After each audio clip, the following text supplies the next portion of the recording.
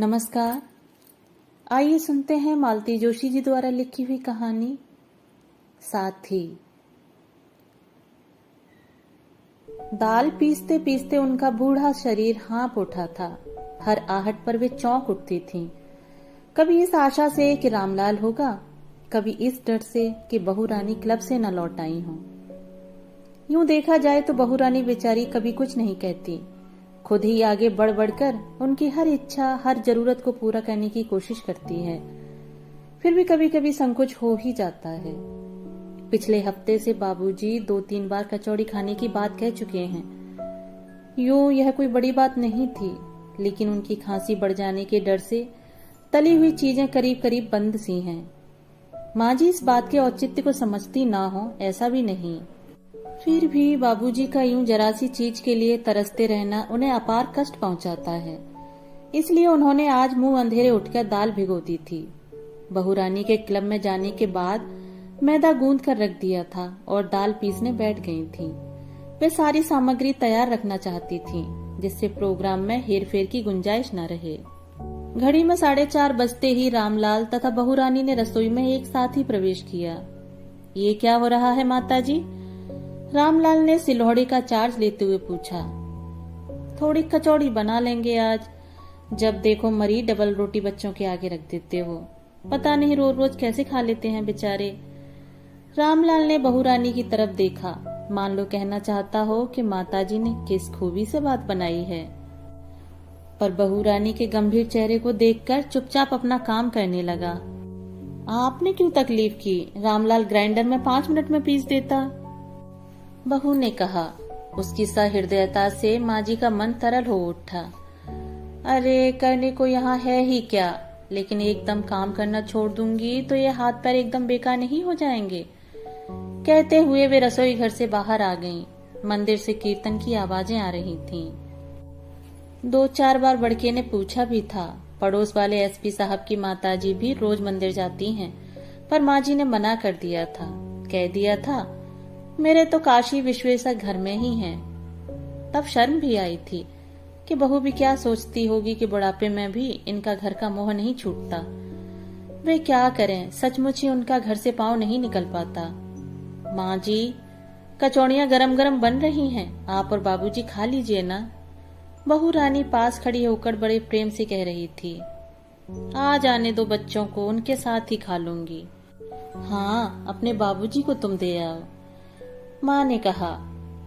जब भी खाने की कोई चीज बाबूजी के कमरे में भेजनी होती तो बहू को ही भेजती थी वे। बहू जब माथे पर पल्ला खींचकर बड़े अदब से कमरे में ट्रे लेकर जाती तो गर्व से उनका सीना फूल उठता। लगता कि इस वक्त हर कोई आकर देखे कि उनकी बहू कितनी सुशील है। मेजर की बेटी है, कलेक्टर की बीवी है, पर जरा सा भी गुरूर नहीं है। बाबूजी को भी अच्छा लगता है कि बहू उनकी सेवा कर रही है। उन्हें नौकरों के भरोसे नहीं छोड़ दिया गया है। शाम हुई और बच्चे किलकारियां मारते हुए घर में दाखिल हुए। दोपहरी में सोया हुआ घर एकाएक जाग पड़ा। बहू रानी को बच्चों में उलझा देखकर माँ जी बाबूजी के लिए फिर एक प्लेट भरकर ले गई। वे खा पीकर तृप्त होकर लेटे थे। और नहीं लोगे? नहीं भाई, फिर रात में खांसी चैन नहीं लेने देगी। तुम क्या रसोई घर में थी इतनी देर? मैं क्या करूंगी रसोई घर में, मुझसे भला होता है यह काम? वो तो आपकी लाडली बहू रानी है ना, जानती है ससुर जी को कचौड़ियां पसंद हैं, इसीलिए इतना सरंजाम किया है उसने। अच्छा, बाबूजी ने कहा। चेहरे पर एक तृप्ति का भाव था। माँ जी शायद इसी के लिए दिन भर से खट रही थी। वैसी की वैसी प्लेट लेकर जब तक वे लौटी तब तक लड़का भी आ चुका था। आज बड़ी देर कर दी बेटा। नहीं अम्मा, रोज का ही तो समय है। आज क्या कचौड़ियों का प्रोग्राम है?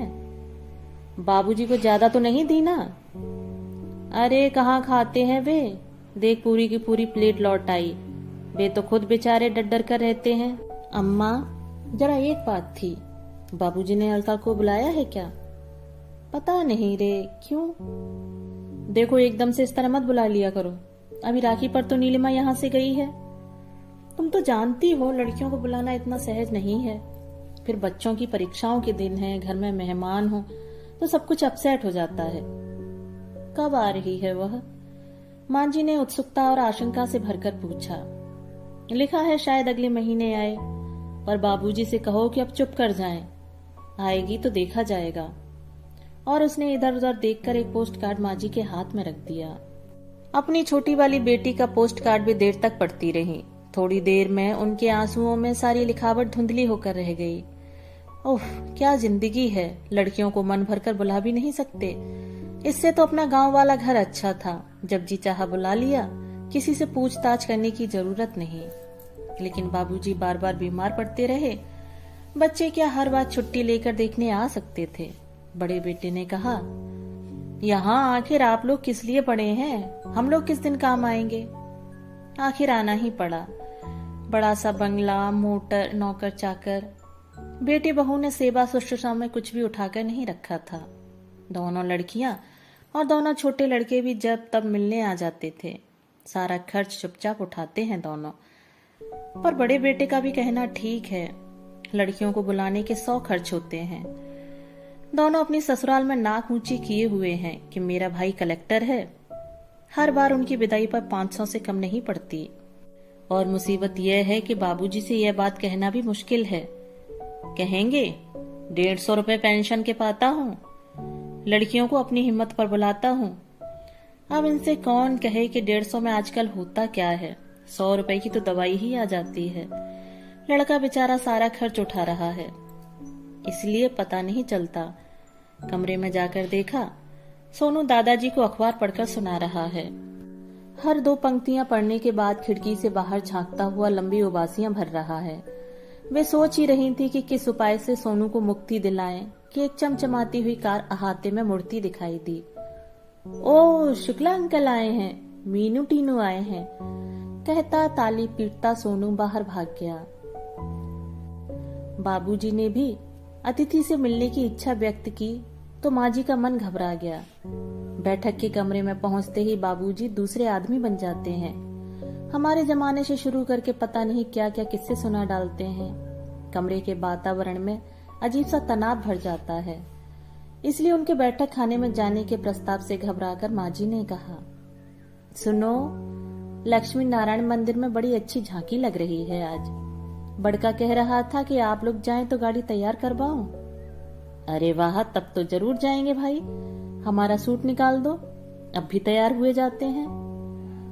छुटकारे की सांस लेते हुए माजी ने सूट निकाला। यह पुलोवर, कंटॉप और दस्तानों का सेट था जो मजली बहू ने बुनकर भेजा था। इसे निकालते हुए माजी ने बड़ी सफाई से अलका की चिट्ठी संदूक में डाल दी। अब कभी भी बात छिड़ने पर वे कह सकती थीं कि आप चिट्ठी पढ़कर भूल गए हैं। वाह, क्या चीज बुनी है हमारी माया बिटिया ने। मजाल है कि जरा भी हवा लग जाए। माया ने तुम्हारे लिए भी तो जर्सी भेजी है ना, वह कहाँ है? पहनो ना, बढ़िया लगती है। माँ जी ने घबराकर इधर उधर देखा। बहू रानी का कहीं दूर दूर तक पता नहीं था। गनीमत थी, नहीं तो मजली बहू की इतनी तारीफ सह नहीं पाती। चलना नहीं है, बाबूजी ने कहा तो उनकी तंद्रा टूटी। शाम को बाबूजी के साथ उन्हें मंदिर जाना बड़ा अच्छा लगता था।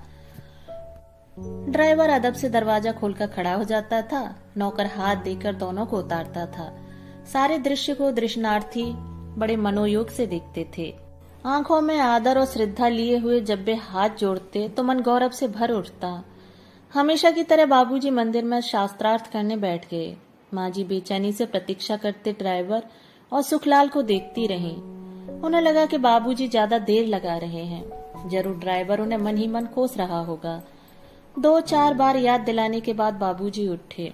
अपने ही जैसे 2-3 बुजुर्गों को उन्होंने गाड़ी में बैठने के लिए आमंत्रित किया। माँ जी को फिर एक बार ड्राइवर की नाराजगी का डर हुआ। सारे रास्ते वे उसे कुरेद कुरेद कर उसके घर परिवार के संबंध में पूछती रहीं। बंगले में पांव रखते ही भुने हुए प्याज की गंध उनके नथनों में भर गई। उन्हें रामलाल पर क्रोध हो आया। कितनी बार कहा है कि सोमवार को प्याज मत छौंका कर, तेरे बाबूजी खाते नहीं। लेकिन उसका क्या है, नौकर आदमी है। लेकिन इन लोगों से क्या एक दिन भी सब्र नहीं होता। वे भागी भागी रसोई में गईं। सब्जी प्याज में छौंक दी रामलाल, अब उन्हें क्या परोसूंगी मैं, उन्होंने रोष में कहा। हुजूर, बड़े साहब के लिए लौकी अलग से बना रखी है, एक बार कहने से भूलता थोड़े ही हूँ। रामलाल ने गर्भोक्ति से कहा। माँ जी खुश हो गई। रात को बाबूजी की थाली उन्होंने कमरे में ही पहुंचा दी। तुम यहीं खा लो, उन लोगों ने तमाम चीजों में प्याज डाल रखा है। उससे क्या फर्क पड़ता है? बाबूजी ने निरीह भाव से कहा। उन्हें नाती पोतों के साथ और लड़के के साथ बैठकर खाना अच्छा लगता था, पर माँ जी हफ्ते में 3-4 बार किसी न किसी बहाने उन्हें कमरे में ही खिला देती थीं। उन्हें मालूम था बाबूजी के होने से बहू को बैठने में दिक्कत होती थी। बच्चे भी उतना खुलकर हंस बोल नहीं पाते थे। माँ जी के सामने आखिर बाबूजी को झुकना ही पड़ा। उन्हें खाना खिलाने के बाद उन्होंने खुद खाया, उसके बाद बाबूजी को टॉनिक और उसके बाद गोली और गोली के साथ दूध दिया। उनका बिस्तर ठीक किया, दिन भर की मुड़ी तुड़ी चादर बदली, सिरहाने, मफलर, कंटोप और बिस्तर के नीचे चप्पलें रखी। स्टूल पर थर्मस में गर्म पानी, खांसी दबाने को मुलेठी, लौंग और मिश्री के टुकड़े रखे। उन्हें बिस्तर पर लेटाने के बाद ही माँ जी को चैन मिला। फिर एकाएक उन्हें लगा कि वे बहुत थक गई हैं। सुबह से जैसे पाँव में भौंरी बांधकर काम करती रही हैं। अब जाकर याद आता है कि वे उम्र की 62 सीढ़ियां पार कर चुकी हैं। हमेशा जैसी मेहनत उनके बस की नहीं रही। बड़ा लड़का रोज की तरह जब कमरे में आया तब वह पाँव पर आयोडेक्स मल रही थी। लाओ मैं मल दूं? उसने हाथ से शीशी छीनते हुए कहा। क्यों दिन भर हाय हाय करती रहती हो? कितनी बार कहा है कि सिर्फ बिस्तर पर बैठकर हुक्म किया करो। देखो बहू कुछ करती भी है या नहीं। कहाँ करती हूँ रे, उन्होंने कहा, पर उन्हें अच्छा लग रहा था। उनके थके शरीर को उसके बलिष्ठ हाथों का आधार बड़ा अच्छा लग रहा था। सुबह 8 बजे से पहले उठना नहीं कहकर जब वह चला गया था तो बड़ा अच्छा लग रहा था। अपने भाग्य पर उन्हें ईर्ष्या हो आई। कभी सोचा भी नहीं था इतनी बड़ी गृहस्थी इतनी आसानी से पार हो गई। तीनों लड़के पढ़ लिख गए, ऊंचे ओहदों पर पहुंच गए। लड़कियां भी खाते पीते घरों में चली गईं। बहुएं भी आईं तो सुंदर सुशील। कभी किसी ने लौट कर जवाब तक नहीं दिया। आदमी को और क्या चाहिए? बस भोलेनाथ अब इस भरे दरबार में से मुझे हाथों हाथ उठा ले, यही प्रार्थना है। उन्होंने दोनों हाथ माथे से टेक कर कहा, लेकिन उनकी आंखों के सामने असहाय एकाकी बाबूजी की मूर्ति नाच उठी। उन्हें लगा कि बुलावा आ भी गया तो क्या वे निश्चिंत मन से जा सकेंगी? दोस्तों, अभी आप सुन रहे थे मालती जोशी द्वारा लिखी हुई कहानी साथी। दोस्तों, उम्मीद करती हूँ कहानी आपको जरूर पसंद आई होगी। मिलते हैं एक और नई कहानी के साथ। धन्यवाद।